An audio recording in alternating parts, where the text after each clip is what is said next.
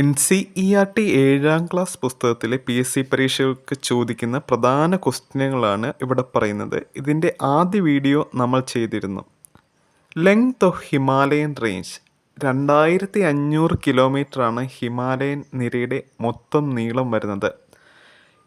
8000 days, ഇതൊരു പ്രധാന ചോദ്യമാണ്. ഹിമാലയത്തിനെ ഇങ്ങനെയും വിളിക്കുന്നുണ്ട്, കാരണം ഇതിലെ മേജർ പീക്സ് കൂടുതൽ കൊടുമുടികൾക്കും 8000 മീറ്റേഴ്സിന് മേളിൽ ഉയരം വരുന്ന കാരണം 8000 ഡേയ്സ് എന്നും വിളിക്കുന്നുണ്ട്.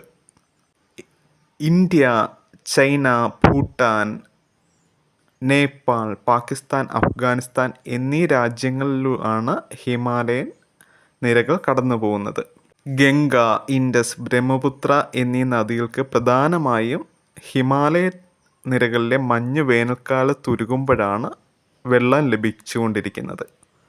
ഈ നദികൾക്ക് ജലം ലഭ്യമാക്കുന്നത് വഴി കൃഷിക്കും മറ്റ് വ്യാവസായിക ആവശ്യങ്ങൾക്കുമൊക്കെ ഏഷ്യയുടെ തന്നെ ഒരു വാട്ടർ സോഴ്സാണ് ഹിമാലയൻ പർവ്വതം. അതിനാൽ ഹിമാലയത്തിനെ വാട്ടർ ടവർ ഓഫ് ഏഷ്യ എന്നും വിളിക്കുന്നുണ്ട്. From where does the Bhagirathi river originates? ഉത്തരാഖണ്ഡിലെ ഗോമുഖിൽ നിന്നാണ് ഭഗീരഥി റിവർ ഒറിജിനേറ്റ് ചെയ്യുന്നത്. ഗംഗയുടെ പ്രധാന സോഴ്സാണിത്. What is ഗൗമുഖ്?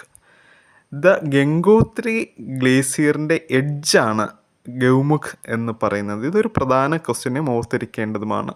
ഹിമാലയ എന്ന വാക്കിൻ്റെ അർത്ഥം അബോർഡ് ഓഫ് സ്നോ എന്നാണ്.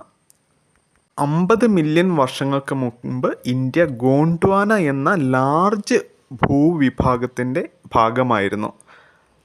തുടർന്ന് ഗോണ്ട്വാന വടക്ക് ദിശയിൽ മൂവ് ചെയ്യുകയും യുറേഷ്യയുമായി കൊളൈഡ് ചെയ്യുകയും കൂട്ടുമുട്ടുകയും ചെയ്തു. അതിൻ്റെ ഫലമായാണ് ഹിമാലയൻ പർവ്വതം ഉണ്ടായത്. ഈ ഗോണ്ട്വാന എന്ന ആ ലാർജ് ഭൂവിഭാഗത്തിൻ്റെ അടുത്തുണ്ടായിരുന്ന, അതായത് അതിനോട് ചേർന്നിരുന്ന മറ്റൊരു ഭൂവിഭാഗമാണ് ആഫ്രിക്ക. ഇതെല്ലാം ഓർത്തിരിക്കേണ്ടതാണ്.